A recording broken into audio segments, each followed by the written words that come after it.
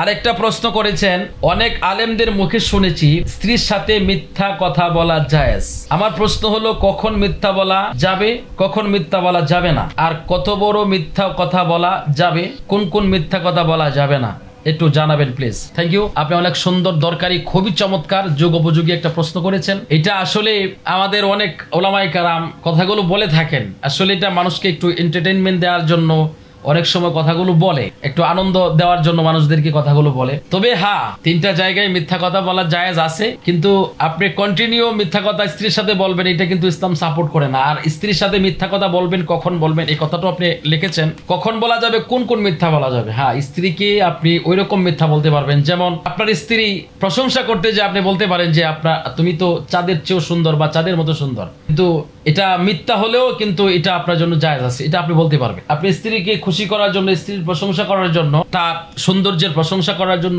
যে কোনো একটা মিথ্যা উদাহরণ দিয়ে আপনি তাকে খুশি করতে যায়, এই কথা বলতে পারবেন। কিন্তু এগুলো কন্টিনিউ করাটা কোনো ফরহেজগার দিনদার লোকের কাজ না। কিন্তু আপনি একটা সরাসরি মিথ্যা, বড় ধরনের একটা মিথ্যা, এটা আপনি বলতে পারবেন না। এটা কিন্তু কারোর সাথে বলা জায়েজ নাই। মিথ্যা কথা আপনি মিথ্যা কথা বলতেই পারবেন না, মিথ্যা বলাটা জায়েজ না।